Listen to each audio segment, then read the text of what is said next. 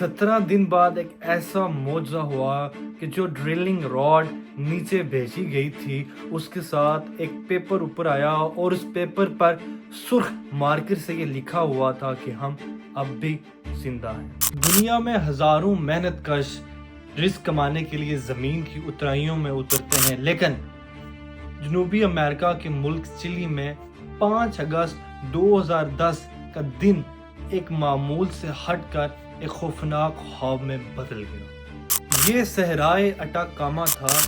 ये लोग कान के अंदर से तांबा और सोना निकालने के लिए 1000 फुट नीचे गए हुए थे। बस अचानक कान में एक धमाका गूंजा और पूरी कान सुनसान हो गई और 33 के 33 कान-कुन जमीन के अंदर कैद। ये कान-कुन कान के अंदर 17 दिन तक कैद रहे। बाहर गम और गुस्से का तूफान था।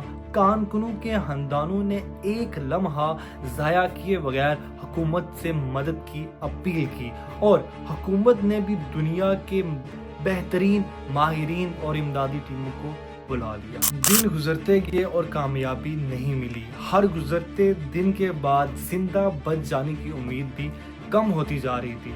इमदादी टीमों ने भी कम गहराई वाली जगहों पर सुराख करना शुरू किए, लेकिन अभी भी उन्हें ये नहीं पता था कि क्या कान-कुन अभी भी जिंदा हैं और अभी वो किस जगह पर हैं। जमीन से 2000 फुट नीचे सख्त गर्मी और तारीकी में कान-कुनों ने एक अजीम तंजीम बना रखी थी और इस अजीम तंजीम की लीडरशिप फ्लॉक मेयर लोन्जा के हाथ में थी। इनके पास कुछ थोड़ा सा टोना और दूध था जिसको इन्होंने अजीम लीडर की तरह तकसीम किया और 17 दिन तक सरवाइव किया। और जब फाइनली उनकी लोकेशन हेल्पिंग टीम्स को पहुंची तो सबसे पहले उन्होंने इनको फूड, वाटर और मैसेजेस पहुंचाए कि आप घबराएं नहीं, हम आपके साथ हैं। यकीन करें, इन टीम्स के लिए सबसे बड़ा चैलेंज ये था कि कैसे वो उनकी बॉडीज और मेंटल हेल्थ को बराबर रख पाएं और बाहर की दुनिया इनकी लाइफ्स को बचाने के लिए हर मुमकिन कोशिश कर रही थी। दुनिया भर की टेक्नोलॉजीज को यूज करने के बाद एक चौड़ा सुराख किया गया और उसके बाद उन्होंने एक सेफ्टी कैप्सूल तैयार किया और उस कैप्सूल का नाम था फिनिक्स।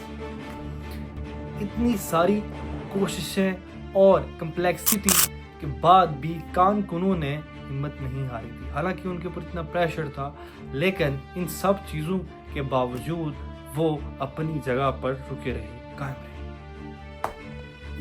13 अक्टूबर 2010 को फिनिक्स कैप्सूल को नीचे भेजा गया और ये वो लम्हा था जिसे पूरी दुनिया ने सांस रोक कर देखा।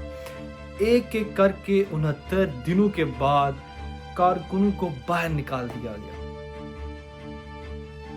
ये रेस्क्यू ऑपरेशन दुनिया के कामयाब और बड़े ऑपरेशनों में से एक है।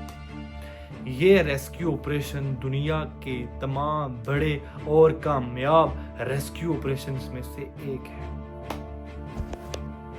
चिली के इन 33 कानकुनों की कहानी ना सिर्फ एक हादसे से बचने की है, बल्कि ये स्टोरी इस चीज़ पर जोर देती है कि अगर कोई भी टीम मजबूती, इत्तेफाक और पावर के साथ कोई भी काम करे तो इस दुनिया में कोई चीज़ भी इम्पॉसिबल नहीं है।